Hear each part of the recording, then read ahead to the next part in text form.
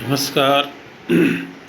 कक्षा अष्टमी अंग्रेजी की कक्षा में आप सभी का हार्दिक स्वागत।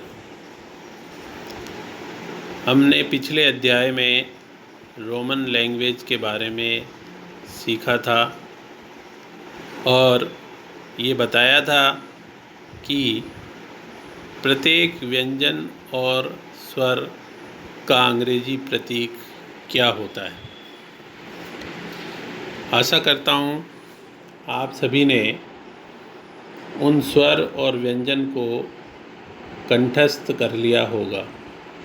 नहीं किया है तो बार बार अभ्यास करके उसको कंठस्थ करें। उसके बाद अध्याय में बताया था कुछ नियम जिनके आधार पर नाम लिखे जाते हैं। हिंदी के नामों को अंग्रेजी में लिखने के कुछ नियम बताए थे। वो भी आप लोगों ने ठीक से देखे होंगे, याद हो गए होंगे। सबसे पहले वर्णों को हिंदी के अंग्रेजी प्रतीक में कैसे लिखते हैं ये हमें आना चाहिए।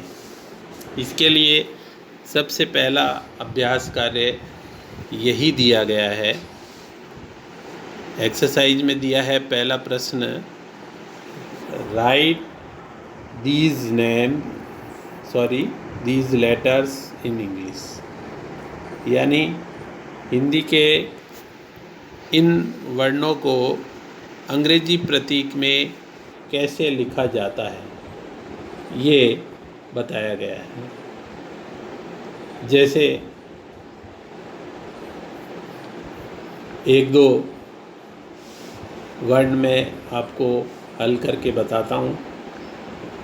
जैसे पहला वर्ण है च। च का अंग्रेजी प्रतीक होगा CH। ऐसे ही अगला वर्ण है ख। ख का प्रतीक होगा, अंग्रेजी में लिखेंगे जब, KH।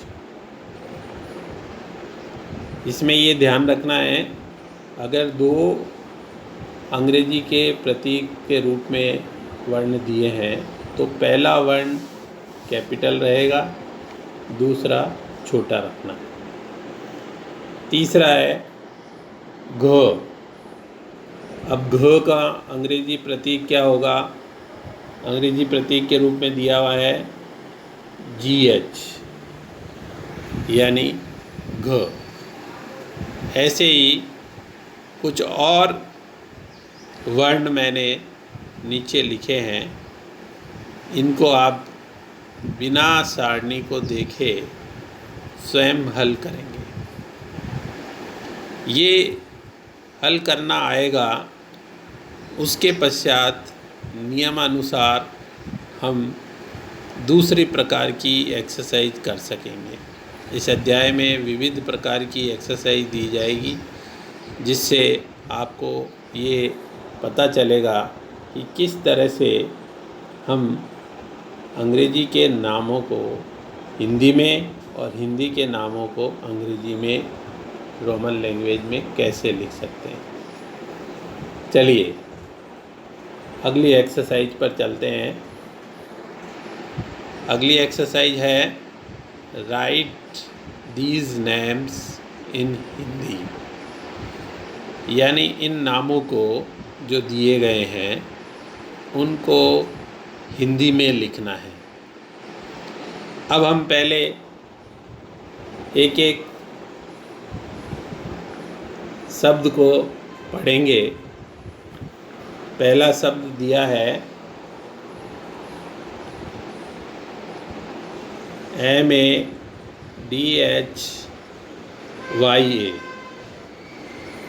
यानी मध्य। दूसरा इसी के साथ जुड़ा हुआ शब्द है PRADESH। अब इसका पूरा हिंदी शब्द बनता है मध्य प्रदेश।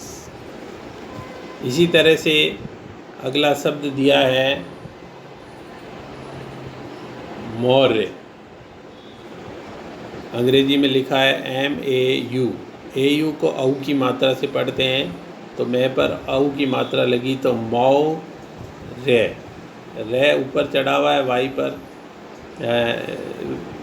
यह पर, तो वाई के बाद ए लगा। ऐसा हमने एक नियम बताया था। तीसरा शब्द है अमृत।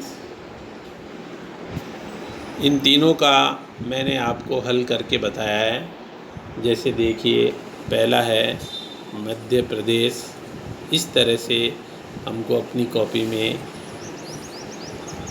प्रश्न क्रमांक डाल करके उसके उत्तर लिखने होंगे। दूसरा है मौर्य। एम पर AU की मात्रा है, यानी औ की मात्रा, तो मौर्य शब्द दिया हुआ है। और यह के ऊपर रे चढ़ा हुआ है, इसलिए इसके अंत में ए आएगा। ये नियम के अनुसार बताया हुआ है आपको। तीसरा शब्द है अमृत। इस तरह से हमको जो ये शेष शब्द दिए हुए हैं अंग्रेजी के, इन सभी शब्दों को हिंदी में हल करना होगा। चलिए एक और भिन्न प्रकार का अभ्यास कार्य करते हैं। अगला अभ्यास कार्य है, उसमें है exercise number 3, right these names in English. यानी जो नाम दिए गए हैं इनको अंग्रेजी में लिखना है। बिल्कुल पिछले प्रश्न का विपरीत प्रश्न है ये। पिछले प्रश्न में हमने लिखा था कि अंग्रेजी के नामों को हिंदी में लिखना था। अब हमारी परीक्षा है कि हमें वर्ण याद हुए, स्वर याद हुए या नहीं हुए, नियम याद हुए या नहीं हुए। इस अभ्यास को करेंगे तो हम अपना स्वयं का अवलोकन कर पाएंगे। जैसे पहला शब्द दिया है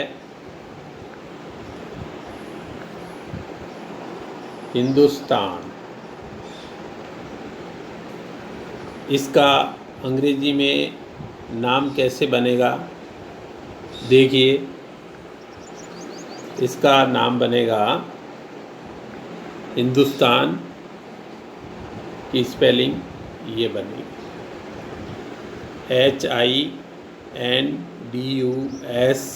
HINDUSTAN, हिंदुस्तान।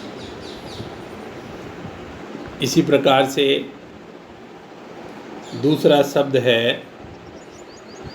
वो दिया है हिमाचल प्रदेश। अब हिमाचल प्रदेश को अंग्रेजी में कैसे लिखेंगे? देखिए, दूसरा प्रश्न दिया है HIMACHALPRADESH,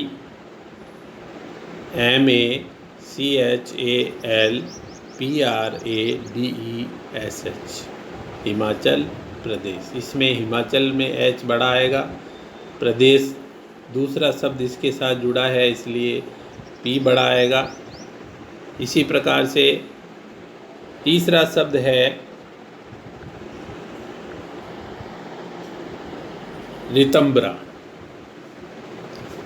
अब रितंबरा को अंग्रेजी में कैसे लिखेंगे, यहाँ हल आपको बताया गया है। रितंबरा को अंग्रेजी में लिखेंगे RITAMBHARA,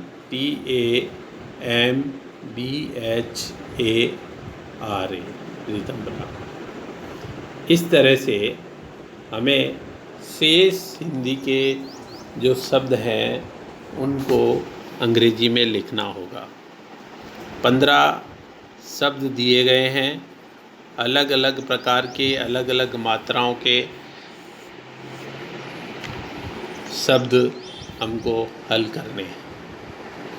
चलिए अगला अभ्यास कार्य करते हैं। अगला अभ्यास कार्य थोड़ा सा भिन्न है। अब क्या करना है, इसमें लिखा है correct these names. Correct these name का मतलब नाम तो दिए हुए हैं अंग्रेजी के, इन्हीं को हमें शुद्ध करना है। जैसे पहला शब्द है VESHALI।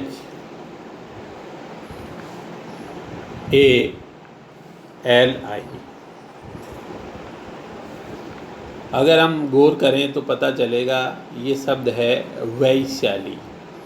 तो वैशाली को शुद्ध कैसे लिखते हैं, देखिए आपको बताते हैं शुद्ध कैसे लिखते हैं। शुद्ध लिखने के लिए VAI आना चाहिए। वही की मात्रा के लिए VAI का उपयोग होना चाहिए। तो शुद्ध शब्द हो गया VAISHALI, वैशाली। इसी प्रकार से दूसरा शब्द है BEEHAR। अगर थोड़ा सा गौर करेंगे, दिमाग पर जोर देंगे तो पता चलेगा ये शब्द है बिहार। अब बिहार को शुद्ध कैसे लिखेंगे? शुद्ध लिखने के लिए बिहार पर छोटी ई की मात्रा आती है, इसलिए डबल ई नहीं लिख करके बी के बाद BIHAR इस तरह से लिखेंगे। इसी प्रकार तीसरा शब्द है ASSHA।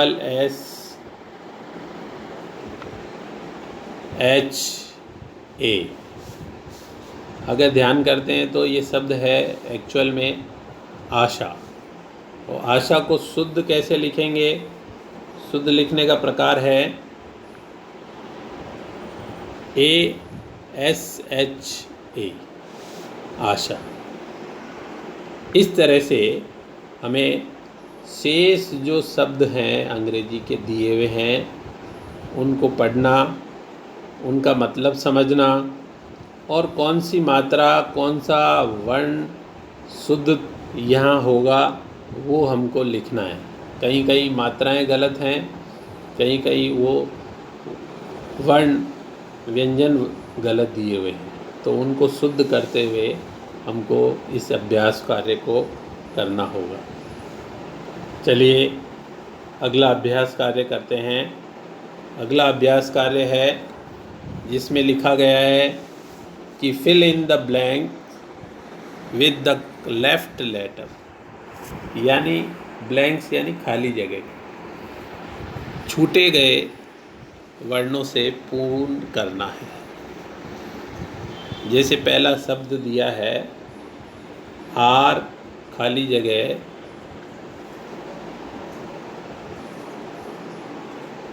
HINI। अब इसमें हमें पता करना है कि आर के बाद क्या वर्ण आएगा अंग्रेजी का कि ये शब्द शुद्ध बन जाएगा। तो देखिए इसका शुद्ध शब्द क्या बनता है। आर के बाद यदि हम ओ लिखते हैं तो शब्द बनता है रोहिणी। रोहिणी इस नाम शब्द बनता है। तो इस तरह से ओ लिखने से ये पूर्ण हो गया। दूसरा है जिसमें लिखा है डी, खाली जगह VENDRA, यहाँ आना है। आगे देखिए इसका शुद्ध रूप क्या होगा। शुद्ध रूप होगा VE और अंत में DRA, देवेंद्र शब्द ये बन रहा है। अगर E और A लिख देते हैं खाली जगह में तो ये शब्द बनता है देवेंद्र। तो इस तरह से हमको खाली जगह को पूरा करके और एक शब्द शुद्ध बनाना है। तीसरा एक और अंतिम शब्द है जिसे मैं बता देता हूँ। तीसरा शब्द है SUBH, खाली जगह S। अगर हम अपने दिमाग पर जोर देंगे तो हमें ये शब्द पता चलेगा कि ये सुभाष शब्द है।